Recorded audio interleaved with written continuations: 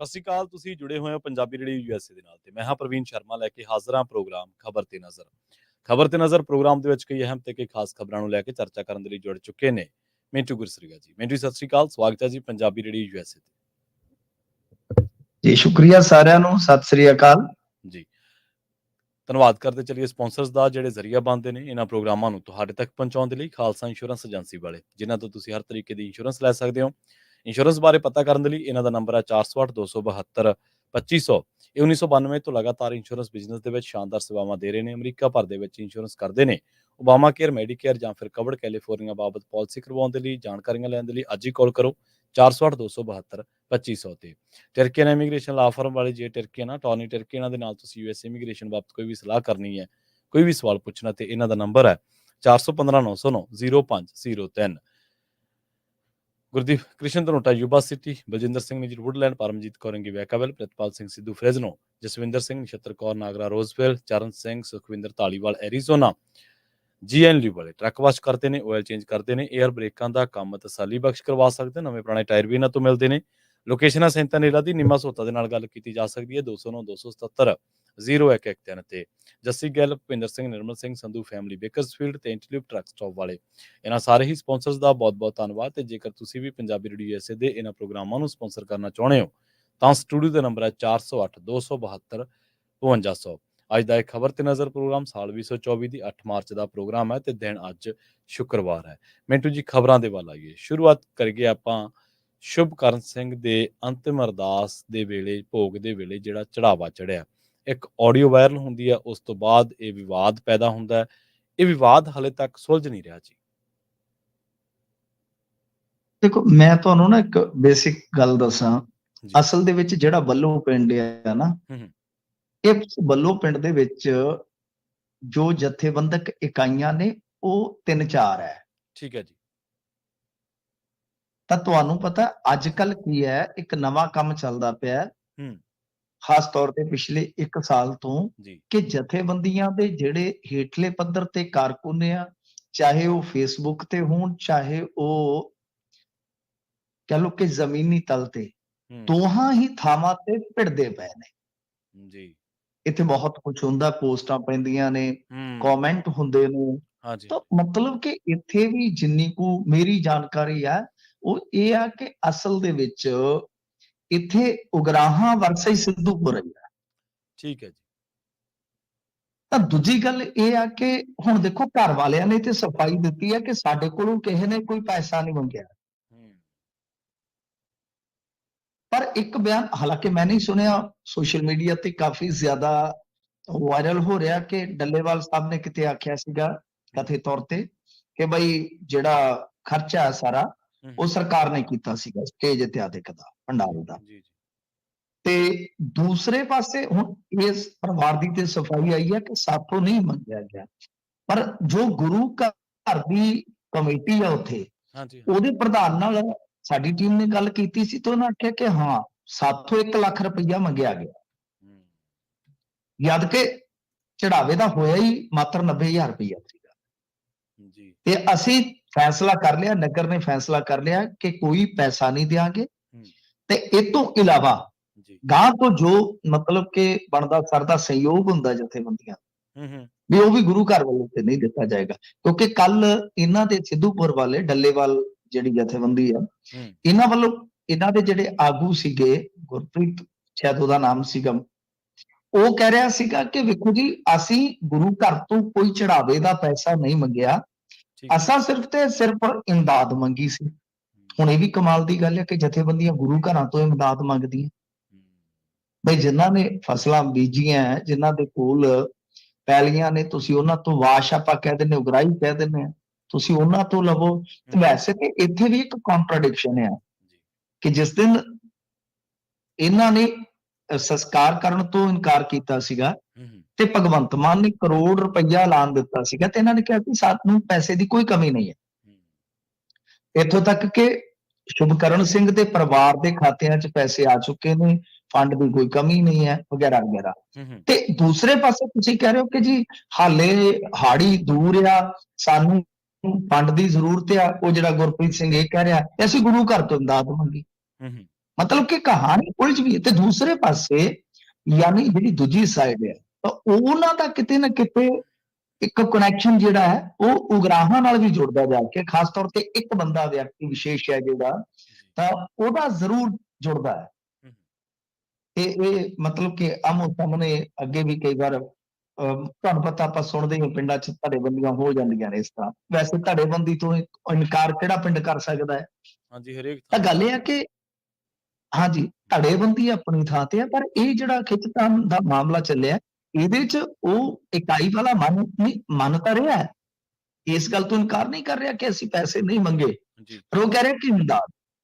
ਤਾਂ ਦੂਸਰੇ ਪਾਸੇ ਹੁਣ ਪਰਿਵਾਰ ਸਾਹਮਣੇ ਆਇਆ, ਪਰਿਵਾਰ ਨੇ ਕਿਹਾ ਕਿ ਸਾਥੋਂ ਨਹੀਂ ਮੰਗੇ ਗਏ, ਪਰ ਮਸਲਾ ਤੇ ਹੈ ਨਾ, ਰੌਲਾ ਤੇ ਉਹੀ ਹੈ ਕਿ ਪੈਸੇ ਕੀ ਗੁਰੂ ਘਰ ਦੀ ਕਮੇਟੀ ਕੋਲੋਂ ਮੰਗੇ ਗਏ ਕਿ ਨਹੀਂ ਮੰਗੇ ਗਏ। ਤਾਂ ਇਹ ਵਿਵਾਦ ਜਿਹੜਾ ਹੈ ਉਹ ਅੱਜ ਵੀ ਦਿਨ ਭਰ ਚਰਚਿਤ ਰਿਹਾ। ਤੇ ਖੈਰ ਗੱਲ ਇਹ ਆ ਕਿ ਇਸ ਤਰ੍ਹਾਂ ਜੋ ਚੱਲਦਾ ਪਿਆ ਖਿੱਚਤਾਨ, ਇਹਦਾ ਹੁਣ ਤੁਸੀਂ ਵੇਖ ਹੀ ਰਹੇ ਹੋ, ਵੇਖ ਰਹੇ ਹੋ ਨਾ ਕਿ ਅੰਦੋਲਨ ਨੂੰ ਕਿਸ ਤਰ੍ਹਾਂ ਦਾ ਹੁਲਾਰਾ, ਕਿਸ ਤਰ੍ਹਾਂ ਦਾ ਹੁੰਗਾਰਾ ਮਿਲ ਰਿਹਾ। ਹੁਣ ਅੱਜ ਤੁਸੀਂ ਇੱਕ ਨਵਾਂ ਬਿਆਨ ਫਿਰ ਸੁਣ ਲਓ ਪੰਧੇਰ ਸਾਹਿਬ ਦਾ। ਉਹ ਕਹਿੰਦੇ ਆ ਜੀ ਕਿ ਜਦੋਂ ਤੱਕ ਬਾਰਡਰ ਨਹੀਂ ਖੁੱਲਦੇ ਅਸੀਂ ਤੇ ਇੱਥੇ ਬੈਠੇ ਹਾਂ। ਪੱਕਾ ਉਹਨਾਂ ਨੇ ਡੇਰਾ ਜਮਾ ਲਿਆ। ਠੀਕ ਹੈ ਜੀ। ਤੇ ਬੰਦਾ ਪੁੱਛੇ ਕਿ ਜਦੋਂ ਤੁਸੀਂ ਤੁਰਨ ਲੱਗੇ ਸੀ ਉਦੋਂ ਹੀ ਲੋਕਾਂ ਨੂੰ ਕਹਿੰਦੇ ਕਿ ਬਾਈ ਜਿੱਥੇ ਬੈਰੀਕੇਡਿੰਗ ਹੋਈ ਆਪਾਂ ਉੱਥੇ ਬੈਠ ਜਾਣਾ ਤੇ ਆ ਪੰਗਾ ਨਾ ਪੈਂਦਾ। ਜੀ ਜੀ। ਹਰਿਆਣੇ ਵਾਲਿਆਂ ਨੇ ਤੇ ਉਹ ਦੇਖੋ ਨਾ, ਹਾਈ ਕੋਰਟ ਨੇ ਕਿੱਡੀ ਵੱਡੀ ਟਿੱਪਣੀ ਕੀਤੀ।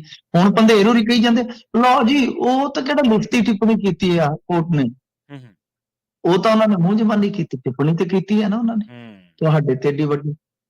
ਤਾਂ ਮਤਲਬ ਕਿ ਹੁਣ ਕਿਸਾਨ ਆਗੂਆਂ ਦੇ ਫੈਸਲੇ, ਆਪਸ ਦੀ ਇਹਨਾਂ ਦੀ ਖਿੱਚੋਤਾਣ ਉਹ ਤੁਹਾਡੇ ਸਾਹਮਣੇ, ਸਾਡੇ ਸਾਹਮਣੇ ਤੇ ਹੈ ਹੀ ਸੀ ਜੀ। ਹੁਣ ਤੁਸੀਂ ਜਿਹੜੇ ਬਾਹਰ ਬੈਠੇ ਹੋ ਤੁਹਾਡੇ ਸਾਹਮਣੇ ਵੀ ਆ ਚੁੱਕੀ ਹੈ ਕਿ ਐਸਕੇਐਮ ਵਰਸਸ ਗੈਰ ਰਾਜਨੀਤਿਕ ਇਹ ਜਿਹੜੇ ਫੋਰਮ ਆ, ਇਹਨਾਂ ਦੀ ਬਿਆਨਬਾਜ਼ੀ ਦੇਖ ਲਓ ਪਿਛਲੇ ਹਫ਼ਤੇ 10 ਦਿਨ ਦੀ, ਇਹਨਾਂ ਦੇ ਫੈਸਲੇ ਦੇਖ ਲਓ, ਦੁਚਿੱਤੀਆਂ ਦੇਖ ਲਓ, ਤਾਂ ਸਿੱਟਾ ਇਹੋ ਨਿਕਲਦਾ ਕਿ ਪਿਛਲੀ ਵਾਰੀ ਮਤਲਬ ਕਿ ਲੋਕ ਅੰਦੋਲਨ ਦੇ ਚੱਲਦਿਆਂ ਦੁਸ਼ਮਣੀਆਂ ਭੁਲਾ ਕੇ ਉੱਥੇ ਦਿੱਲੀ 'ਚ ਜੱਫੀਆਂ ਪਾ ਕੇ ਬੈਠੇ ਸਨ। ਐਤਕੀ ਉਲਟ ਹੋ ਰਿਹਾ ਵਾ ਕਿ ਐਤਕੀ ਦਾ ਅੰਦੋਲਨ ਜੇ ਤੁਸੀਂ ਦੇਖੋਗੇ ਤੇ ਹੇਠਲੇ ਪੱਧਰ ਤੇ ਇਸ ਤਰ੍ਹਾਂ ਦੇ ਪਟਕ ਵੀ ਪੈਦਾ ਕਰ ਰਿਹਾ ਜੋ ਵੱਲੋਂ ਪਿੰਡ ਦੇ ਵਿੱਚੋਂ ਆਪਾਂ ਵੇਖ ਰਹੇ ਹਾਂ ਜੀ। ਤੇ ਅਗਲੀ ਖਬਰ ਦੇ ਵੱਲ ਵਧੀਏ, ਗੱਲ ਕਰੀਏ ਸੁੱਚਾ ਸਿੰਘ ਲੰਗਾਹ ਦੀ। ਇਹਨਾਂ ਨੇ ਕਿਹਾ ਕਿ ਹੁਣ ਮੈਨੂੰ ਵੀ ਪਾਰਟੀ 'ਚ ਸ਼ਾਮਲ ਕਰ ਲਓ। ਕਿਉਂ ਨਹੀਂ, ਵਾਈ ਨਾਟ। ਉਹ ਕਹਿੰਦੇ ਕਿ ਬਈ ਤੁਸੀਂ ਤੇ ਵਾਜਾ ਮਾਰਦੇ ਹੋ ਨਾ ਜੀ, ਗਾਰੇ ਆਜਾ ਪਰਦੇਸੀ। ਤਾਂ ਗੱਲ ਇਹ ਹੈ ਕਿ ਵੀ ਤੁਸੀਂ ਆਪ ਹੀ ਤੇ ਕਹਿੰਦੇ ਹੋ ਕਿ ਪੁਰਾਣੇ ਲੀਡਰ ਵਾਪਸੀ ਕਰਨ, ਤੇ ਸੁੱਚਾ ਸਿੰਘ ਲੰਗਾਹ ਕਹਿੰਦਾ ਕਿ ਹੁਣ ਮੈਨੂੰ ਕੀ ਹੋਇਆ ਦੱਸੋ, ਸਾਡੇ ਵਾਰੀ ਰੰਗ ਮੁੱਕਿਆ। ਵੀ ਗੱਲ ਇਹ ਆ ਕਿ ਜਦੋਂ ਤੁਸੀਂ ਸਾਰਿਆਂ ਨੂੰ ਆਵਾਜ਼ਾਂ ਮਾਰਦੇ ਹੋ ਤੇ ਮੈਨੂੰ ਵੀ ਬੁਲਾ ਲਓ। ਉਹਨਾਂ ਨੇ ਬਕਾਇਦਾ ਇਹ ਸੁਖਬੀਰ ਸਿੰਘ ਬਾਦਲ ਹੋਰਾਂ ਨੇ ਜਦੋਂ ਇਹ ਗੱਲ ਕਹੀ ਸੀ ਕਿ ਮਾਫੀ ਮੰਗ ਕੇ ਕਿ ਬਈ ਮੈਂ ਅਪੀਲ ਕਰਦਾ ਵੀ ਸਾਰੇ ਆਪਾਂ ਇਕੱਠੇ ਹੋਈਏ, ਤੇ ਜਦੋਂ ਫਿਰ ਢੀਂਡਸਾ ਸਾਹਿਬ ਦੇ ਨਾਲ ਅਰਲੇਵਾ ਹੋਇਆ ਉਦੋਂ ਵੀ ਤੇ ਉਹਨਾਂ ਨੇ ਇਹੋ ਗੱਲ ਕਹੀ ਆ। ਬੀਬੀ ਜਗੀਰ ਕੌਰ ਵੀ ਕੁਝ ਕੁ ਸ਼ਰਤਾਂ ਤੇ ਮੰਨਣ ਨੂੰ ਤਿਆਰ ਨੇ।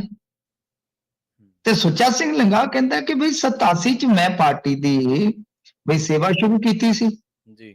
ਇੰਨੀ ਸੇਵਾ 30 ਸਾਲ ਤੇ ਮੈਂ ਸੇਵਾ ਹੀ ਕਰਦਾ ਰਿਹਾ, ਪ੍ਰਧਾਨ ਬਣਿਆ ਰਿਹਾ, ਜ਼ਿਲ੍ਹਾ ਪ੍ਰਧਾਨ ਬਣ ਕੇ ਤੇ ਸੇਵਾ ਕੀਤੀ ਆ। ਤੇ ਉਹ ਕਹਿੰਦੇ ਕਿ ਜਦੋਂ ਮੇਰੇ ਤੇ ਝੂਠਾ ਕੇਸ ਬਣਾਇਆ ਸੀ, ਵੇਖੋ ਮੈਂ ਉਦੋਂ ਵੀ ਪਾਰਟੀ ਦੀ ਬੜੀ ਸੋਚੀ ਕਿਸ ਤਰ੍ਹਾਂ ਮੈਂ ਅਸਤੀਫੇ ਦੇ ਦਿੱਤੇ ਸਾਰੇ ਅਹੁਦਿਆਂ ਤੇ ਕਿ ਕਿਤੇ ਪਾਰਟੀ ਨੂੰ ਬਦਨਾਮ ਨਾ ਕਰ ਦੇਵਾਂ। ਨਾ ਨਾ ਨਾ, ਇਹ ਕੰਮ ਨਹੀਂ ਹੋਣਾ ਮੈਥੋਂ। ਤੇ ਦੇਖ ਕੇ ਅਸਤੀਫਾ ਆਉ ਮਾਰਿਆ ਤੇ ਕਹਿੰਦੇ ਕਿ ਵਰਕਰ ਬਣ ਕੇ ਹਮੇਸ਼ਾ ਪਾਰਟੀ ਦੀ ਮਜ਼ਬੂਤੀ ਲਈ ਕੰਮ ਕਰਦੇ ਰਹੇ। ਹੁਣ ਜਦੋਂ ਸਾਨੂੰ ਮਤਲਬ ਕਿ ਲੱਗਦਾ ਕਿ ਭਾਈ ਦੂਜਿਆਂ ਨੂੰ ਆਵਾਜ਼ ਵੱਜ ਰਹੀ ਹੈ ਤੇ ਮੌਕਾ ਮਿਲਣਾ ਚਾਹੀਦਾ, ਫਿਰ ਪਾਰਟੀ 'ਚ ਸ਼ਾਮਲ ਕਰਕੇ ਮਜ਼ਬੂਤੀ ਦੇਵੋ। ਵੈਸੇ ਇਹ ਫਾਰਮੈਲਿਟੀ ਆ। ਉਦਾਂ ਤੇ ਤੁਹਾਨੂੰ ਯਾਦ ਹੋਣਾ ਪੰਚਾਇਤੀ ਇਲੈਕਸ਼ਨ ਦੇ ਵਿੱਚ ਹੀ ਪਤਾ ਨਹੀਂ ਇੱਕ ਜਾਂ ਹੋਰ ਕਿਹੜਾ ਲੋਕਲ ਇਲੈਕਸ਼ਨ ਸੀਗਾ, ਉਦੋਂ ਵੀ ਸੁੱਚਾ ਸਿੰਘ ਲੰਗਾਹ ਨੂੰ ਪਿੰਡਾਂ ਦੇ ਤੂਫਾਨੀ ਦੌਰਿਆਂ ਤੇ ਵੇਖਿਆ ਗਿਆ ਸੀਗਾ। ਹਾਂਜੀ ਹਾਂਜੀ। ਤੇ ਸੋਨੂੰ ਲੰਗਾਹ ਜਿਹੜੇ ਆ, ਸੁੱਚਾ ਸਿੰਘ ਲੰਗਾਹ ਦਾ ਮੁੰਡਾ ਹੈ, ਉਹ ਤੇ ਯੂਥ ਦਾ ਅਹੁਦੇਦਾਰ ਹੈ ਉੱਥੋਂ ਦਾ। ਇੱਥੇ ਹੁਣ ਪਰਦੇ ਹੀ ਆ ਥੋੜੇ ਬਹੁਤੇ। ਤੇ ਗੱਲ ਇਹ ਆ ਕਿ ਜਦੋਂ ਕੇਸ 'ਚੋਂ ਬਰੀ ਹੋ ਗਿਆ ਬਾਕੀ ਹੁਣ ਫਿਲਮਾਂ ਵਾਲੀਆਂ ਗੱਲਾਂ ਤੋਂ ਭੁੱਲ ਗਈਆਂ ਸਾਰੀਆਂ ਲੋਕਾਂ ਨੂੰ, ਕੀ ਫਰਕ ਪੈਂਦਾ ਹੈ। ਤੇ ਖੈਰ ਗੱਲ ਇਹ ਹੈ ਕਿ ਉਹ ਕੇਸ ਵੀ ਬਰੀ ਹੋ ਗਿਆ ਵੈਸੇ, ਕਿਉਂਕਿ ਜਿਹੜੀ ਬੀਬੀ ਸੀਗੀ ਉਹ ਪਲਟ ਗਈ ਗਾ, ਉਹ ਪਲਟ ਗਈ। ਉਹ ਤੁਹਾਨੂੰ ਪਤਾ ਹੀ ਹੈ ਕਿ ਕਿਸ ਤਰ੍ਹਾਂ ਮਾਮਲਾ ਫਿਰ ਗਾਂ ਨਿਬੜਿਆ, ਬਰੀ ਹੋ ਗਏ। ਤਾਂ ਹੁਣ ਸੁੱਚਾ ਸਿੰਘ ਲੰਗਾਹ ਨੇ ਸੋਚਿਆ ਕਿ ਭਾਈ ਜਦੋਂ ਸਾਰਾ ਕੁਝ ਹੱਲ ਹੋ ਗਿਆ, ਇਧਰੋਂ ਪਾਰਟੀ ਨੂੰ ਪੁਰਾਣੇ ਲੀਡਰਾਂ ਦੀ ਬੜੀ ਜ਼ਰੂਰਤ ਆ, ਤੇ ਕਿਉਂ ਨਾ ਆਪਾਂ ਵੀ ਮਜ਼ਬੂਤ ਕਰੀਏ ਸੁਖਬੀਰ ਸਿੰਘ ਬਾਦਲ ਨੂੰ, ਪਾਰਟੀ ਨੂੰ। ਖੈਰ ਸੁਖਬੀਰ ਸਿੰਘ ਬਾਦਲ ਇਸ ਮਜ਼ਬੂਤੀ ਨੂੰ ਕਰੜੇ ਦਿਲ ਨਾਲ ਹੁਣ ਕਦੋਂ ਪਾਰਟੀ 'ਚ ਲੈਂਦੇ ਤੇ ਉਹੀ ਜਾਣਨ ਭਾਈ। ਇਹਨਾਂ ਨੇ ਤੇ ਆਪਦਾ ਕੰਮ ਕਰ ਦਿੱਤਾ, ਕਹਿੰਦੇ ਭਾਈ ਸਾਡੇ ਵਾਸਤੇ ਵੀ ਦਰਵਾਜ਼ੇ ਖੋਲ ਦਿਓ, ਕਿਉਂ ਕੁੰਡਾ ਲਾ ਕੇ ਬੈਠੇ ਜੇ ਤੇ ਕੁੰਡੇ ਨੂੰ ਜਿੰਦਾ ਲਾਇਆ ਮੇਰੇ ਲਈ ਪੁੱਛਿਆ। ਜੀ। ਤੇ ਮਿੰਟੂ ਜੀ, ਸੁਨੀਲ ਜਾਖੜ ਸਾਹਿਬ ਕਹਿ ਰਹੇ ਨੇ, ਕਹਿੰਦੇ ਸੂਬੇ ਦੇ ਵਿੱਚ ਖੇਤਰੀ ਪਾਰਟੀ ਮਜ਼ਬੂਤ ਹੋਣੀ ਚਾਹੀਦੀ ਹੈ। ਅੱਛਾ ਜੀ, ਇਹ ਤੇ ਫਿਰ ਕਹਿ ਰਹੇ ਨੇ ਉਹੀ ਮਜ਼ਬੂਤ ਆਪਾਂ ਜਿਨ੍ਹਾਂ ਦੀ ਗੱਲ ਕਰ ਰਹੇ ਹਾਂ, ਹੁਣੇ ਗੱਲ ਕਰਕੇ ਹਟੇ ਆ। ਹਾਂਜੀ ਹਾਂਜੀ। ਕਿ ਸੁੱਚਾ ਸਿੰਘ ਲੰਗਾਹ ਪਾਰਟੀ ਨੂੰ ਮਜ਼ਬੂਤ ਕਰਨਾ ਚਾਹੁੰਦੇ ਨੇ, ਤੇ ਗੱਲ ਇਹ ਹੈ ਕਿ ਫਿਰ ਇਹੀ ਗੱਲ ਖੇਤਰੀ ਪਾਰਟੀ ਉਹਨਾਂ ਤੇ ਢੁਕਦੀ ਆ ਨਾ। ਸੁਨੀਲ ਜਾਖੜ ਹੋਰਾਂ ਨੇ ਅੱਜ ਜਿਹੜੀ ਗੱਲ ਕਹੀ ਆ, ਵੈਸੇ ਤੇ ਉਹਨਾਂ ਕਿਹਾ ਕਿ ਚੋਣ ਪ੍ਰਚਾਰ ਦੀ ਸ਼ੁਰੂਆਤ ਮੰਨ ਲਓ ਅੱਜ ਜਿਹੜੀ ਮੈਂ ਪੀਸੀ ਕਰ ਰਿਹਾ ਵਾਂ, ਕਿਉਂਕਿ ਭਾਜਪਾ ਦਾ ਜਿਹੜਾ ਮੈਨੀਫੈਸਟੋ ਆ ਉਹਦੇ ਵਾਸਤੇ, ਜਾਂ ਕਹਿ ਲਓ ਕਿ ਮੋਦੀ ਜੀ ਦੀ ਗਾਰੰਟੀ ਉਹਦੇ ਵਾਸਤੇ ਸੁਝਾਅ ਵੀ, ਲੋਕਾਂ ਦੀ ਸਲਾਹ ਵੀ ਜਿਹੜੀ ਆ ਉਹ ਮੰਗੀ ਜਾ ਰਹੀ ਆ। ਪਰ ਉਹਨਾਂ ਨੇ ਕਿਹਾ ਮੇਰਾ ਮੰਨਣਾ ਕਿ ਸੂਬੇ ਵਿੱਚ ਖੇਤਰੀ ਪਾਰਟੀ ਮਜ਼ਬੂਤ ਹੋਣੀ ਚਾਹੀਦੀ ਹੈ। ਗੱਲ ਤੇ ਇਹਨਾਂ ਦੀ ਬਿਲਕੁਲ ਦਰੁਸਤ ਹੈ ਪ੍ਰਵੀਨ ਜੀ, ਉਹਦੇ ਵਿੱਚ ਕੋਈ ਸ਼ੱਕ ਨਹੀਂ, ਕੋਈ ਦੋ ਰਾਏ ਨਹੀਂ ਹੈ। ਪਰ ਇਹ ਉਸ ਪਾਰਟੀ ਦਾ ਸੂਬਾਈ ਪ੍ਰਧਾਨ ਬੋਲ ਰਿਹਾ ਹੈ ਜਿਸ ਪਾਰਟੀ ਨੇ ਖੇਤਰੀ ਪਾਰਟੀਆਂ ਨੂੰ ਖਾਧਾ। ਮਤਲਬ ਹਾਂਜੀ ਹਾਂਜੀ, ਤੁਸੀਂ ਵੇਖ ਲਓ, ਮਿਸਾਲਾਂ ਤੁਹਾਡੇ ਸਾਹਮਣੇ ਆ। ਇਹ ਜਿਨ੍ਹਾਂ ਦੀ ਗੱਲ ਕਰ ਰਹੇ ਆ ਉਹਨਾਂ ਦੇ ਨਾਲ ਵੀ ਤੇ ਅਯੂ ਹੋਇਆ ਨਾ। ਹੁਣ ਦੇਖ ਲਓ, ਅੱਜ ਉਹ ਆਵਾਜ਼ਾਂ ਮਾਰਦੇ ਆ ਤੇ ਇਹ ਪਰੇ ਪਰੇ ਖਲੋਤੇ ਆ।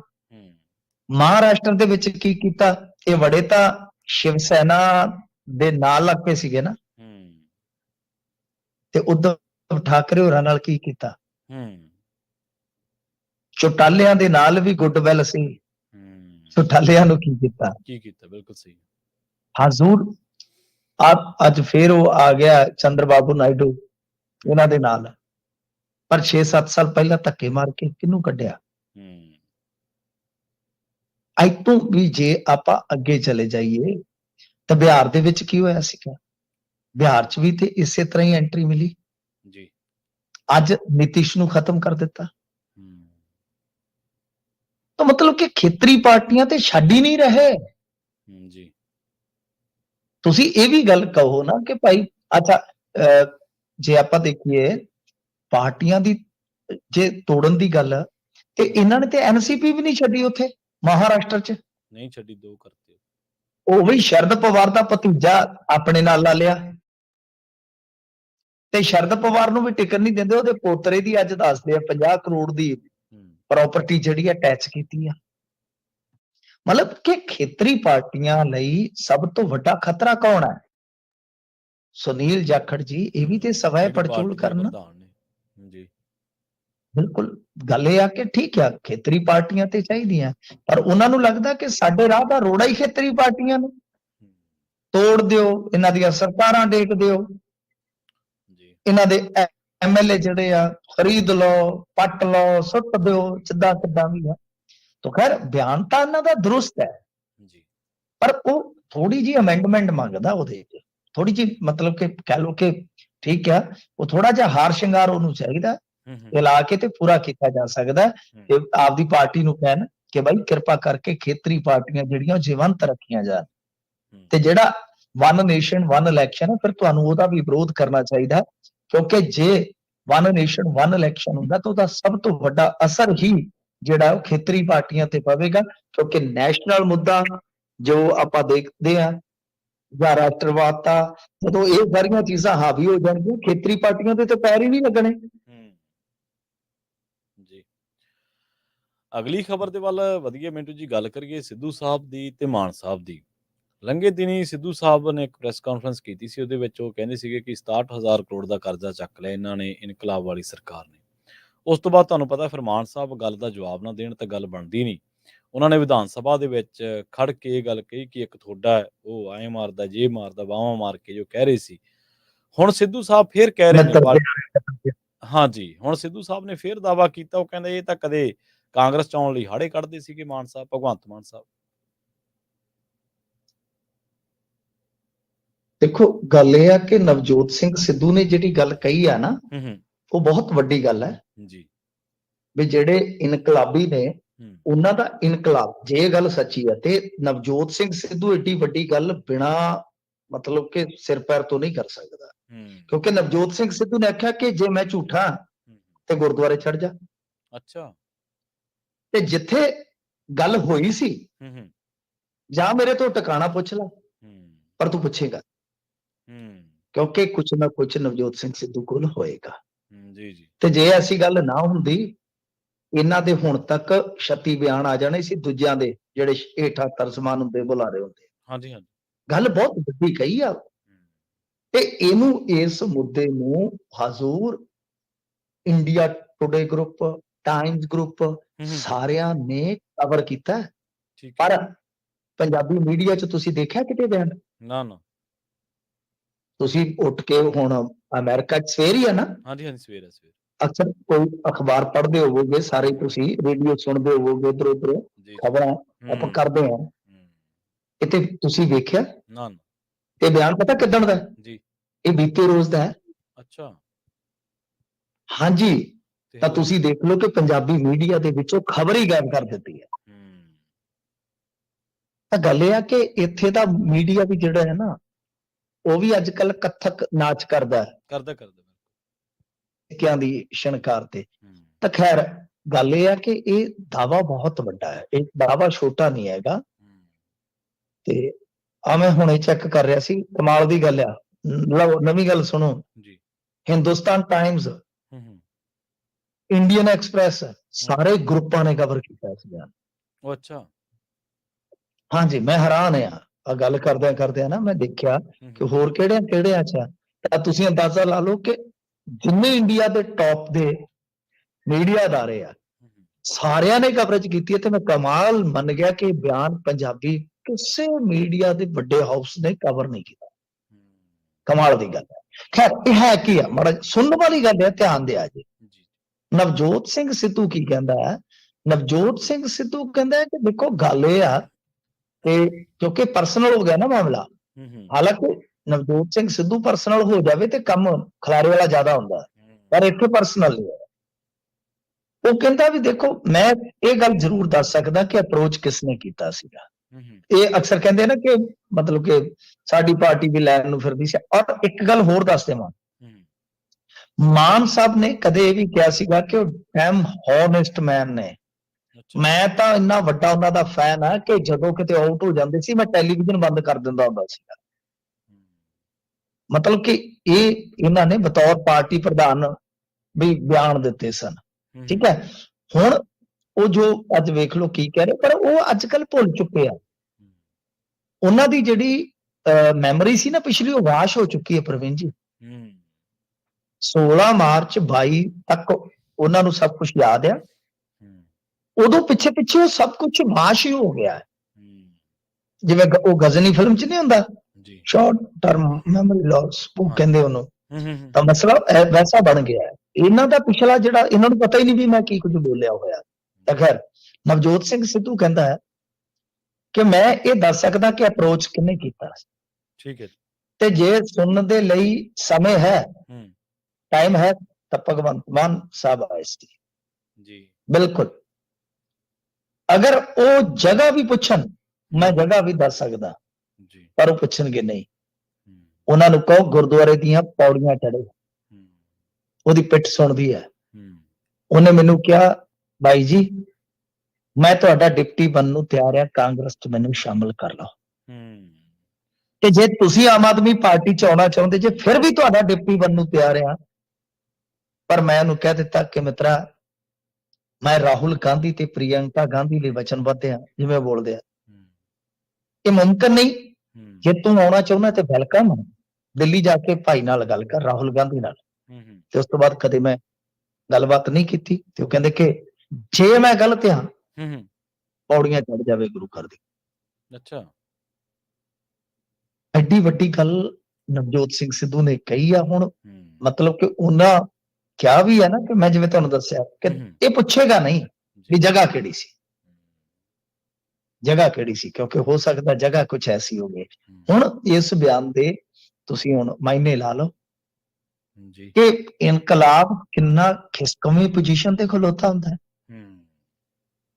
ਤੇ ਦੂਜੀ ਗੱਲ, ਇਹ ਗੱਲਾਂ ਜਿਹੜੀਆਂ ਨੇ ਪਤਾ ਨਹੀਂ ਕਦੋਂ ਦੀਆਂ, ਹੁਣ ਸਿੱਧੂ ਸਾਹਿਬ ਖੁਲਾਸਾ ਕਰਨ ਐਕਚੁਅਲ ਚ ਫੇਰ ਹੀ ਪਤਾ ਲੱਗੇਗਾ। ਪਰ ਇੱਕ ਚੀਜ਼ ਮੈਂ ਵੀ ਤੁਹਾਨੂੰ ਦੱਸ ਦਿੰਦਾ, ਹਜ਼ੂਰ ਜਦੋਂ ਮੁੱਖ ਮੰਤਰੀ ਦਾ ਫੇਸ ਨਹੀਂ ਸੀ ਬਣਾਇਆ ਜਾ ਰਿਹਾ ਮਾਨ ਸਾਹਿਬ ਨੂੰ, ਤੁਹਾਨੂੰ ਪਤਾ ਕਿ ਇਹ ਘਰੇ ਬੈਠ ਕੇ ਸੀ ਉਸਕੇ। ਫਿਰ ਅਚਾਨਕ ਸੈਲਫੀਆਂ ਦਾ ਦੌਰ ਸ਼ੁਰੂ ਹੁੰਦਾ, ਫੋਟੋਆਂ ਦਾ ਦੌਰ ਸ਼ੁਰੂ ਹੁੰਦਾ ਕਿ ਭਗਵੰਤ ਮਾਨ ਜੀ ਨੂੰ ਲੋਕ ਮਿਲਣ ਆ ਰਹੇ ਨੇ। ਪਰ ਗੱਡੀਆਂ ਦਿੱਲੀ ਗਈਆਂ, ਉੱਥੋਂ ਖਾਲੀ ਪਰਤੀਆਂ। ਫਿਰ ਇੱਥੋਂ ਦੇ ਕੁਝ ਜਿਹੜੇ ਪੁਰਾਣੇ ਜਾਂ ਜਿਹੜੇ ਚਲੇ ਵੀ ਗਏ ਸੀ ਫੋਨਾਂ ਤੇ ਸੰਪਰਕ ਹੋਏ ਜੀ, ਜੇ ਨਹੀਂ ਤਾਂ ਫਿਰ ਬਰਫ਼ ਦੀ ਸਿੱਲੀ ਤੇ ਥੋੜਾ ਮਾਰ ਦੇਣਾ। ਸਮਝ ਗਏ ਮੈਂ ਕੀ ਕਹਿ ਰਿਹਾ? ਬਰਫ਼ ਦੀ ਸਿੱਲੀ ਤੇ ਜ਼ੋਰਦਾਰ ਥੋੜਾ ਮਾਰਾਂਗੇ। ਜਦੋਂ ਇਹ ਗੱਲ ਉਹਨਾਂ ਨੂੰ ਪਤਾ ਲੱਗੀ ਕਿ ਇਹ ਬਰਫ਼ ਦੀ ਸਿੱਲੀ ਤੇ ਥੋੜਾ ਮਾਰਨ ਨੂੰ ਫਿਰਦੇ ਆ, ਫਿਰ ਅਚਾਨਕ ਉਹ ਸਭ ਕੁਝ ਹੋਇਆ ਜੀ। ਅਸੀਂ ਸੁਝਾਅ ਮੰਗੇ ਜੀ, ਇੰਨੇ ਘੰਟਿਆਂ ਚ ਇੰਨੇ ਲੱਖ ਫੋਨ ਆ ਗਏ, ਸਭ ਕੁਝ। ਤਾਂ ਇਹ ਗੱਲ ਜਿਹੜੀ ਹੈ ਨਾ, ਕਿਸੇ ਵੀ ਤੁਸੀਂ ਆਮ ਆਦਮੀ ਪਾਰਟੀ ਦੇ ਖਾਸ ਬੰਦੇ ਤੋਂ ਪੁੱਛ ਲਿਓ, ਇਹ ਸਭ ਕੁਝ ਚੱਲਦਾ ਰਹਿੰਦਾ। ਇਹ ਪਰਦੇ ਦੀਆਂ ਪਿੱਛੇ ਦੀਆਂ ਕਹਾਣੀਆਂ ਹੁੰਦੀਆਂ ਨੇ ਅਸੂਲ। ਨਵਜੋਤ ਸਿੰਘ ਸਿੱਧੂ ਦਾ, ਹਾਂਜੀ ਮੈਂ ਕਿਹਾ ਪੋਲੀਟੀਕਲ ਬਾਰਗੇਨਿੰਗ ਹੈ ਜਿਹੜੀ ਚੱਲਦੀ ਰਹਿੰਦੀ ਪਰਦੇ ਦੇ ਪਿੱਛੇ, ਚੱਲਦੀ ਰਹਿੰਦੀ ਹੈ। ਪਰਦੇ ਦੇ ਪਿੱਛੇ ਸੱਤਾ ਦੀ ਦੌੜ ਆ, ਇੱਕ ਪਾਵਰ ਹਾਸਲ ਕਰਨ ਦੀ ਦੌੜ ਆ। ਤਾਂ ਨਵਜੋਤ ਸਿੰਘ ਸਿੱਧੂ ਨੇ ਜਿਹੜੀ ਗੱਲ ਕਹੀ ਆ, ਯਾਨੀ ਬਹੁਤ ਵੱਡਾ ਦਾਅਵਾ ਹੈ ਨਵਜੋਤ ਸਿੰਘ ਸਿੱਧੂ ਦਾ, ਪਰ ਛੋਟਾ ਦਿਲ ਜਿਹੜਾ ਹੈ ਸਾਡੇ ਪੰਜਾਬੀ ਮੀਡੀਆ ਦਾ। ਇਹ ਦੇਖ ਲਓ, ਆਪੋਜੀਸ਼ਨ ਦੇ ਏਡੇ ਵੱਡੇ ਲੀਡਰ ਨੂੰ ਵੀ ਕਵਰੇਜ ਨਹੀਂ ਮਿਲ ਰਹੀ। ਜੀ ਮਿੰਟੂ ਜੀ, ਇੱਕ ਦਿਨ ਤੁਸੀਂ ਸੁੱਚਾ ਸਿੰਘ ਛੋਟੇਪੁਰ ਦੇ ਹਵਾਲੇ ਦੇ ਨਾਲ ਗੱਲਬਾਤ ਕਰ ਰਹੇ ਸੀਗੇ ਕਿ ਉਹਨਾਂ ਨੇ ਹਾਂਜੀ, ਉਹ ਵੀ ਦੱਸੀ ਸੀ, ਮੈਂ ਤੁਹਾਨੂੰ ਦੱਸੀ ਸੀ। ਹਾਂਜੀ, ਪਬਲਿਕਲੀ ਕਿਹਾ ਸੀ ਉਹਨਾਂ ਨੇ ਕਿ ਚਾਚਾ ਮੈਂ ਕੀ ਕਰੂੰਗਾ ਜੇ ਇਹ ਆ ਗਿਆ ਤਾਂ। ਹਾਂਜੀ ਹਾਂਜੀ, ਰਾਤ ਨੂੰ ਬਿਲਕੁਲ ਚਾਚਾ ਮਾਰੇਗੇ, ਚਾਚਾ ਮਾਰੇ ਕੇ ਛੋਟੇਪੁਰ ਦੀ ਉਹ ਗੱਲ ਸੁਣਿਓ, ਹਾਸਾ ਬੜਾ ਆਉਂਦਾ। ਉਹ ਨਾ ਬੜੇ ਉਸ ਅੰਦਾਜ਼ ਤੋਂ ਬੜੇ ਸਟਾਈਲ ਬੋਲਦੇ ਮਾਝੇ ਵਾਲਿਆਂ ਨੂੰ। ਹਾਂਜੀ ਉਹ ਉਹਨਾਂ ਦੀ ਉਹ ਠੇਠ ਮਾਝੇ ਵਾਲੀ ਬੋਲੀ ਤੇ ਉਹ ਐਕਸੈਂਟ ਜਿਵੇਂ ਉਹ ਹੈਗਾ ਨਾ, ਬੜਾ ਪਿਆਰਾ ਜਿਹਾ ਤੇ ਉਹ ਬੜਾ ਤੰਜ ਦੇ ਰੂਪ ਦੇ ਵਿੱਚ ਕਰਦੇ ਆ ਉਹ ਚਾਚਾ ਮਾਰੇ ਗਏ। ਹਾਂਜੀ ਬਿਲਕੁਲ। ਤੇ ਮਿੰਟੂ ਜੀ, ਅਗਲੀ ਖਬਰ ਦੇ ਵੱਲ ਵਧੀਏ। ਖਬਰ ਬੜੀ ਗੰਭੀਰ ਹੈ, ਸੰਜੀਦਾ ਹੈ। ਨਮਾਜ਼ ਪੜ੍ਹਦੇ ਬੰਦੇ ਨੂੰ ਲੱਤ ਮਾਰੀ ਸੀ ਦਿੱਲੀ ਦੇ ਵਿੱਚ ਤੇ ਪੁਲਿਸ ਮੁਲਾਜ਼ਮ ਮੁਅੱਤਲ ਕਰ ਦਿੱਤਾ ਗਿਆ ਜੀ। ਹਾਂਜੀ, ਇਹ ਨਾ ਇੰਦਰਲੋਕ ਦੇ ਵਿੱਚ ਨਮਾਜ਼ ਪੜ੍ਹਦੇ ਸੀਗੇ ਮੁਸਲਮਾਨ ਭਾਈਚਾਰੇ ਦੇ ਲੋਕ, ਤੇ ਇਸ ਪੁਲਿਸ ਵਾਲੇ ਨੇ ਇੱਕ ਨਹੀਂ ਦੋ ਨਮਾਜ਼ੀਆਂ ਦੇ ਮਤਲਬ ਕਿਸ ਤਰ੍ਹਾਂ ਲੱਤ ਮਾਰੀ ਆ। ਮੈਂ ਉਹ ਦੇਖਿਆ ਵਿਜ਼ੂਅਲ, ਬੜਾ ਹੀ ਦਿਲ ਨੂੰ ਖੁਸ਼ ਹੋਇਆ ਯਾਰ। ਤੇ ਲੱਤ ਖਾ ਕੇ ਵੀ ਨਾ ਇੱਕ ਨੌਜਵਾਨ, ਮੈਂ ਮੇਰੇ ਸਾਹਮਣੇ ਸੀ ਵੀਡੀਓ, ਲੱਤ ਖਾ ਕੇ ਵੀ ਫਿਰ ਮਤਲਬ ਕਿ ਉਹ ਜਿਵੇਂ ਉਹਨਾਂ ਦੀ ਪਰੰਪਰਾ ਹੋਏਗੀ ਜਾਂ ਮਰਿਆਦਾ ਹੋਏਗੀ, ਥੱਲੇ ਫਿਰ ਮੱਥਾ ਟੇਕਦਾ ਹੈ। ਯਾਰ ਕਿਆ ਇਸ ਦੌਰ ਹੈ। ਮੈਂ ਸੱਚੀ ਇੰਨਾ ਬੇਚੈਨ ਹੋਇਆ ਕਿ ਯਾਰ ਕਮਾਲ ਹੈ ਯਾਰ। ਅੱਛਾ, ਸਾਡਾ ਨਗਰ ਕੀਰਤਨ ਨਿਕਲਦਾ, ਕਿੱਥੋਂ ਨਿਕਲਦਾ ਬਈ? ਸੱਚ ਦੱਸਿਓ। ਜੀ ਬਿਲਕੁਲ, ਸੜਕਾਂ ਤੋਂ ਦੀ, ਬਾਜ਼ਾਰਾਂ ਵਿੱਚ ਨਿਕਲਦਾ ਨਾ। ਗੁੱਸਾ ਨਾ ਕਰਨਾ ਕੋਈ, ਇਹ ਫੈਕਟ ਹੈ ਕਿ ਨਹੀਂ? ਜੀ ਸਾਡਾ ਨਗਰ ਕੀਰਤਨ ਨਿਕਲਦਾ ਹੈ ਨਾ, ਸ਼ੋਭਾ ਯਾਤਰਾ ਨਿਕਲਦੀ ਹੈ ਕਿ ਨਹੀਂ? ਅੱਜ ਹੀ ਸ਼ਿਵਰਾਤਰੀ ਹੈ ਨਾ, ਭੰਗ ਦੀਆਂ ਸਟਾਲਾਂ ਕਿੱਥੇ ਲੱਗਦੀਆਂ ਨੇ? ਪਰ ਮੁਸਲਮਾਨਾਂ ਦੀ ਉਹ ਨਮਾਜ਼ ਦੇ ਵਿੱਚ ਯਾਰ ਜੁਮੇ ਦੀ ਨਮਾਜ਼ ਜਗ੍ਹਾ ਨਹੀਂ ਹੈ। ਉਹ ਪੁਰਾਣੀਆਂ ਮਸਜਿਦਾਂ ਬਣੀਆਂ ਦਿੱਲੀ ਦੇ ਆਸ-ਪਾਸ, ਕੰਪਲੈਕਸ ਛੋਟੇ ਨੇ, ਨਮਾਜ਼ ਅਦਾ ਕਰਨ ਵਾਲੇ ਜ਼ਿਆਦਾ ਹੋ ਜਾਂਦੇ ਨੇ। ਉਹ ਬਾਹਰ ਖੁੱਲੇ ਚ ਕਿਤੇ ਪਾਰਕ ਹੈ ਜਾਂ ਕਿਤੇ, ਕਿੰਨਾ ਕੁ ਸਮਾਂ ਲੱਗਦਾ ਹੈ। ਬਸ ਇੱਕ ਨਫ਼ਰਤ ਹੈ ਵੀ ਜਾਂ ਤਾਂ ਉਹ ਵੀ ਬੰਦ ਕਰ ਦੋ ਨਾ। ਰਾਤ ਨੂੰ ਜਾਗਰਣ ਜਗਰਾਤੇ ਤੇ ਕਿੰਨੇ ਲਾਊਡ ਸਪੀਕਰ ਵੱਜਦੇ ਨੇ, ਪਰ ਅਜ਼ਾਨ ਕਹਿੰਦੇ ਅਜ਼ਾਨ ਆਵਾਜ਼ਾਰ ਕਰਦੀ ਹੈ। ਇਹ ਨਫ਼ਰਤ ਹੈ, ਹੋਰ ਕੁਝ ਨਹੀਂ। ਪੁਲਿਸ ਕਰਮਚਾਰੀ ਨੇ ਜੋ ਤੁਸੀਂ ਮੁਕੱਦਮਾ ਕਰੋ ਨਾ ਕਿਸੇ ਤੇ, ਜੇ ਮੰਨ ਲਓ ਇਸ ਤਰ੍ਹਾਂ ਦੀ ਕੋਈ ਗੱਲ ਵੀ ਹੈ, ਪਰ ਪਹਿਲੀ ਗੱਲ ਉਹ ਸਾਰਿਆਂ ਤੇ ਲਾਗੂ ਹੋਣਾ ਚਾਹੀਦਾ, ਸਾਰੇ ਧਰਮਾਂ ਤੇ। ਮੈਂ ਸਾਰੇ ਧਰਮਾਂ ਦੀਆਂ ਇਸੇ ਕਰਕੇ ਗੱਲਾਂ ਦੱਸੀਆਂ ਤੁਹਾਨੂੰ ਜੀ ਕਿ ਉਹ ਸਾਰੇ ਧਰਮਾਂ ਤੇ ਲਾਗੂ ਹੋਣਾ ਚਾਹੀਦਾ, ਪਰ ਇੱਕ ਧਰਮ ਦੇ ਪ੍ਰਤੀ ਜੋ ਘਿਰਣਾ ਇਸ ਸਿਆਸਤ ਨੇ ਭਰੀ ਆ, ਇਹ ਪ੍ਰਤੱਖ ਤੇ ਉਗੜਵੀਂ ਮਿਸਾਲ ਹੈ ਉਹਦੀ। ਹਾਲਾਂਕਿ ਸਸਪੈਂਡ ਕਰ ਦਿੱਤਾ ਗਿਆ ਜਿਹੜਾ ਅਧਿਕਾਰੀ ਆ, ਪਰ ਇਹਦੀ ਨਫ਼ਰਤ ਸਾਫ਼ ਝਲਕਦੀ ਆ ਕਿ ਰੱਬ ਦਾ ਨਾਂ ਲੈਂਦਿਆਂ ਇਸ ਬੰਦੇ ਨੇ ਠੁੱਡਾ ਮਾਰਿਆ। ਮੇਰੇ ਖਿਆਲ ਦੇ ਨਾਲ ਇਹਨੂੰ ਢੋਈ ਨਹੀਂ ਮਿਲਣੀ। ਤੁਸੀਂ ਵੇਖੋ ਕਿਤੇ ਇਹ ਬੰਦੇ ਨੂੰ ਇਹਦੀ ਕਰਨੀ ਦਾ ਫਲ ਮਿਲੇਗਾ। ਇਹ ਤਾਂ ਕੁਝ ਵੀ ਨਹੀਂ, ਇਹ ਤਾਂ ਫਾਰਮੈਲਿਟੀ ਆ ਹੁਣ, ਕਿਉਂਕਿ ਪੂਰੀ ਦੁਨੀਆ 'ਚ ਵੀਡੀਓ ਗਈ, ਥੂ ਥੂ ਹੋਈ। ਪਰ ਮੇਰਾ ਮੰਨਣਾ ਇਹ ਆ ਕਿ ਜੇ ਕੋਈ ਪਰਮਾਤਮਾ ਦਾ ਨਾਮ ਲੈ ਰਿਹਾ ਹੈ ਤੇ ਜੇ ਇਸ ਬੰਦੇ ਨੇ ਇਹ ਹਰਕਤ ਕੀਤੀ ਹੈ ਨਾ, ਤਾਂ ਇਹ ਸੱਚਿਓ, ਚਲੋ ਆਪਾਂ ਤਾਂ ਕਹਿੰਦੇ ਭਲਾ ਹੀ ਹੋਵੇ, ਕਿਸੇ ਦਾ ਬੁਰਾ ਨਹੀਂ ਮੰਗਦੇ, ਪਰ ਇਸ ਤਰ੍ਹਾਂ ਦੇ ਬੰਦਿਆਂ ਦੇ ਜਿਹੜੇ ਹੰਕਾਰ ਹੁੰਦੇ, ਨਫ਼ਰਤੀ ਬੰਦੇ ਹੁੰਦੇ ਆ, ਮੁਤੱਸਵੀ ਬੰਦੇ ਹੁੰਦੇ ਆ, ਉਹਨਾਂ ਦੇ ਦਿਨ ਬਹੁਤ ਬੁਰੇ ਆਉਂਦੇ ਨੇ ਕਦੇ ਜੀ। ਤੇ ਉਧਰ ਜਾਂਦੇ ਜਾਂਦੇ ਗੱਲ ਕਰੀਏ ਸੈਂਟਰ ਦੀ ਪੁਸ਼ਟੀ ਦੀ, ਉਹ ਕਹਿੰਦੇ ਵਾਕਈ ਰਸ਼ੀਆ ਦੀ ਜੰਗ ਦੇ ਵਿੱਚ ਪੰਜਾਬੀ ਫਸੇ ਹੋਏ ਆ ਜੀ। ਬਿਲਕੁਲ ਜੀ, ਮੈਂ ਤੇ ਕਈ ਦਿਨਾਂ ਤੋਂ ਕਹਿੰਦਾ ਸੀਗਾ। ਮੈਂ ਤਾਂ ਮਤਲਬ ਇਸ ਮੁੱਦੇ ਤੇ ਬਹੁਤ ਵਾਰੀ ਬੋਲੇ ਆ ਜੀ, ਬਹੁਤ ਵਾਰੀ, ਕਿ ਬਈ ਬੰਦੇ ਫਸ ਰਹੇ ਨੇ ਉੱਥੇ। ਆਪਾਂ ਸ਼ਾਇਦ ਕੱਲ ਵੀ ਗੱਲ ਕਰੀ ਸੀ, ਅੱਜ ਤਾਂ ਹੁਣ ਕੇਂਦਰ ਦੀ ਪੁਸ਼ਟੀ ਹੋ ਗਈ ਆ। ਉਹਨਾਂ ਨੇ ਕਿਹਾ ਕਿ 13 ਲੋਕੇਸ਼ਨਾਂ ਤੇ ਰੇਡਾਂ ਕਰਕੇ ਅਸੀਂ ਕੁਝ ਏਜੰਟਸ ਨੂੰ ਫੜਿਆ, ਤੇ ਉਹਨਾਂ ਨੇ ਪੁਸ਼ਟੀ ਕੀਤੀ ਹੈ ਜ਼ਰੂਰ। ਉਹ ਕਹਿੰਦੇ ਕਿ ਬਹੁਤ ਸਾਰੇ ਬੰਦੇ ਇੰਡੀਅਨ ਜਿਹੜੇ ਸੀ ਉਹ ਫਸਾਤੇ ਇਹਨਾਂ ਨੇ, ਏਜੰਟਾਂ ਨੇ। ਇਹਦਾ ਮਤਲਬ ਇਹ ਹੈ ਕਿ ਬਹੁਤ ਜ਼ਿਆਦਾ ਮਨੁੱਖੀ ਸਮਗਲਿੰਗ ਹੀ ਹੋ ਗਈ ਇੱਕ ਤਰ੍ਹਾਂ ਨਾਲ, ਕਿ ਇੱਥੋਂ ਜਿਹੜੇ ਆ ਲਾਲਚ ਨਾਲ ਦੇ ਕੇ ਜਾਂ ਕੋਈ ਹੋਰ ਪਛਲਾਵੇ ਦੇ ਕੇ ਉਹਨਾਂ ਨੂੰ ਉੱਥੇ ਖੜਿਆ ਗਿਆ। ਇਸ ਮਾਮਲੇ ਦੇ ਵਿੱਚ ਵਿਦੇਸ਼ ਮੰਤਰਾਲੇ ਦੇ ਜਿਹੜੇ ਤਰਜਮਾਨ ਆ ਰਣਧੀਰ ਜੈਸਵਾਲ, ਉਹਨਾਂ ਨੇ ਕਿਹਾ ਕਿ ਬਈ ਅਸੀਂ ਰਿਹਾਈ ਲਈ ਮਜ਼ਬੂਤੀ ਨਾਲ ਕਦਮ ਉਠਾ ਰਹੇ ਹਾਂ। ਤਾਂ ਮਤਲਬ ਕਿ ਰਸ਼ੀਆ ਦੇ ਨਾਲ ਚਲੋ ਇਹਨਾਂ ਦੇ ਤਾਲੁਕਾਤ ਤੇ ਹੈਗੇ ਆ, ਹੋ ਸਕਦਾ ਹੈ ਕਿ ਉਹਨਾਂ ਨੂੰ ਪਰਤਾ ਲਿਆਉਣ, ਵਾਪਸ ਲੈ ਆਉਣ, ਪਰ ਜੋ ਇਹ ਚੱਲਿਆ ਬਹੁਤ ਕੰਮ ਖਤਰਨਾਕ ਆ। ਕੁਝ ਨਾਮ ਵੀ ਸਾਹਮਣੇ ਆਏ ਆ ਪੰਜਾਬ ਦੇ ਜਿਹੜੇ ਮੁੰਡੇ ਫਸੇ ਆ, ਨਰੈਣ ਸਿੰਘ ਆ, ਗੁਰਪ੍ਰੀਤ ਸਿੰਘ ਆ, ਲਵਪ੍ਰੀਤ ਸਿੰਘ ਆ, ਗੁਰਪ੍ਰੀਤ ਸਿੰਘ ਆ, ਗਗਨਦੀਪ ਸਿੰਘ ਆ, ਵਿਕਰਮ ਸਿੰਘ ਆ, ਬਾਕੀ ਹਾਲੇ ਹੋਰ ਕਿੰਨੇ ਆ ਕੋਈ ਪਤਾ ਨਹੀਂ ਹੈ। ਤੇ ਦੱਸਦੇ ਆ ਕਿ ਜਿਹੜੀ ਉਹ 7 ਜਣਿਆਂ ਦੀ ਵੀਡੀਓ ਵਾਇਰਲ ਹੋਈ ਸੀਗੀ, ਏਜੰਟ ਨੇ ਉਹਨਾਂ ਨੂੰ ਰਸ਼ੀਆ ਦੇ ਹਾਈਵੇ ਤੇ ਛੱਡਿਆ ਸੀ, ਪੁਲਿਸ ਨੇ ਫੜ ਕੇ ਤੇ ਆਰਮੀ ਨੂੰ ਸੌਂਪ ਦਿੱਤਾ, ਤੇ ਆਰਮੀ ਗਾਂ ਲੈ ਗਈ। ਤਾਂ ਮਤਲਬ ਕਿ ਸਾਰਾ ਕੁਝ ਜਿਹੜਾ ਹੈ ਹੋ ਰਿਹਾ। ਆਰਮੀ ਨੇ ਦੱਸਦੇ ਆ ਕਿ ਕੁਝ ਕਾਗਜ਼ਾਤ ਵੀ ਇਹਨਾਂ ਤੋਂ ਸਾਈਨ ਕਰਵਾਏ ਹੋਏ ਆ, ਮਤਲਬ ਕਿ ਹੋਣਾ ਕਿ ਅਸੀਂ ਇੱਛਾ ਦੇ ਅਨੁਸਾਰ ਬਈ ਆਰਮੀ ਜੁਆਇਨ ਕਰ ਰਹੇ ਆ। ਜੀ ਜੀ। ਤੇ ਥੋੜੀ ਬਹੁਤੀ ਕਹਿੰਦੇ ਆ ਕਿ ਯੁੱਧ ਦੀ ਟ੍ਰੇਨਿੰਗ ਵੀ ਦਿੱਤੀ ਆ, ਪਰ ਕੀ ਕੋਈ 2-4 ਦਿਨ ਦੀ ਟ੍ਰੇਨਿੰਗ ਇਸ ਤਰ੍ਹਾਂ ਦੇ ਜਿਹੜੇ ਅੱਜ ਦੇ ਵਾਰਫੇਅਰ ਹੈ, ਜਿਨ੍ਹਾਂ ਦਾ ਕੋਈ ਪਤਾ ਹੀ ਨਹੀਂ ਕਿੱਧਰ ਨੂੰ ਜਾਣਾ ਹੈ, ਉਹਨਾਂ ਦੇ ਵਿੱਚ ਇਹ ਬੰਦੇ ਅਣਜਾਣ ਧਰਤੀ ਤੇ ਕੀ ਲੜ ਸਕਦੇ ਆ। ਸੋ ਕੋਸ਼ਿਸ਼ ਕਰਨੀ ਚਾਹੀਦੀ ਹੈ ਕਿ ਸਾਰੇ ਦੇ ਸਾਰੇ ਜਿਹੜੇ ਮੁੰਡੇ ਗੱਭਰੂ ਆ, ਇਹਨਾਂ ਨੂੰ ਵਾਪਸ ਲਿਆਂਦਾ ਜਾਵੇ, ਨਹੀਂ ਤਾਂ ਬਹੁਤ ਕਸੂਤਾ ਹੱਲ ਹੋ ਜਾਏਗਾ। ਜੀ ਜੀ। ਮਿੰਟੂ ਜੀ, ਇਹਨਾਂ ਖਾਸ ਖਬਰਾਂ ਤੇ ਖਾਸ ਜਾਣਕਾਰੀਆਂ ਦੇ ਲਈ ਤੁਹਾਡਾ ਸਾਰਿਆਂ ਦਾ ਬਹੁਤ ਬਹੁਤ ਧੰਨਵਾਦ। ਸ਼ੁਕਰੀਆ ਜੀ। ਜੀ। ਪ੍ਰੋਗਰਾਮ ਖਬਰ ਤੇ ਨਜ਼ਰ ਦੇ ਵਿੱਚ ਆਪਾਂ ਗੱਲਬਾਤ ਕਰ ਰਹੇ ਸੀ ਮਿੰਟੂ ਗੁਰਸਰੀਆ ਜੀ ਦੇ ਨਾਲ, ਤੇ ਅੱਜ ਕੌਮਾਂਤਰੀ ਦਿਵਸ ਹੈ ਤੇ ਕੌਮਾਂਤਰੀ ਔਰਤ ਦਿਵਸ ਹੈ, ਤੇ ਇਸ ਮਾਮਲੇ ਦੇ ਵਿੱਚ ਬੜੇ ਭਾਰਤ ਦੇ ਵਿੱਚ ਜ਼ੋਰ ਸ਼ੋਰ ਨਾਲ ਪ੍ਰਚਾਰਿਆ ਜਾ ਰਿਹਾ ਹੈ ਕਿ ਮੋਦੀ ਸਾਹਿਬ ਦੀ ਸਰਕਾਰ ਨੇ ਆਹ ਕੀਤਾ, ਉਹ ਕੀਤਾ, ਫਲਾਂ ਕੀਤਾ। ਇਸ ਬਾਬਤ ਆਪਾਂ ਛੇਤੀ ਹੀ ਪੰਜਾਬੀ ਰੇਡੀਓ USA ਤੇ ਇੱਕ ਰਿਪੋਰਟ ਲੈ ਕੇ ਆਵਾਂਗੇ, ਜਿਹਦੇ ਵਿੱਚ ਆਪਾਂ ਚਰਚਾ ਕਰਾਂਗੇ, ਜਿਹਦੇ ਵਿੱਚ ਬੜੀ ਤਫਸੀਲ ਦੇ ਨਾਲ ਉਹਨਾਂ ਮੌਕਿਆਂ ਦੇ ਬਾਰੇ, ਉਹਨਾਂ ਸਟੇਟਮੈਂਟਸ ਦੇ ਬਾਰੇ, ਉਹਨਾਂ ਹਾਲਾਤਾਂ ਦੇ ਬਾਰੇ ਚਰਚਾ ਕਰਾਂਗੇ, ਜਿਨ੍ਹਾਂ ਦੇ ਵਿੱਚ ਇਹਨਾਂ ਨੇ ਔਰਤਾਂ ਦੀ ਸ਼ਰੇਆਮ ਪਬਲਿਕਲੀ ਬੇਇੱਜ਼ਤੀ ਕੀਤੀ ਹੈ, ਉਹਨਾਂ ਨੂੰ ਬੇਇੱਜ਼ਤ ਕੀਤਾ, ਉਹਨਾਂ ਨੂੰ ਜ਼ਲੀਲ ਕੀਤਾ ਹੈ। ਸੋ ਪ੍ਰੋਗਰਾਮ ਖਬਰ ਤੇ ਨਜ਼ਰ ਨੂੰ ਆਪਾਂ ਇੱਥੇ ਹੀ ਸਮਾਪਤ ਕਰਾਂਗੇ। ਤੁਹਾਡਾ ਸਾਰਿਆਂ ਦਾ ਬਹੁਤ ਧੰਨਵਾਦ। ਸਤਿ ਸ਼੍ਰੀ ਅਕਾਲ। ਜੁੜੇ ਰਹੋ ਪੰਜਾਬੀ ਰੇਡੀਓ USA ਦੇ ਨਾਲ।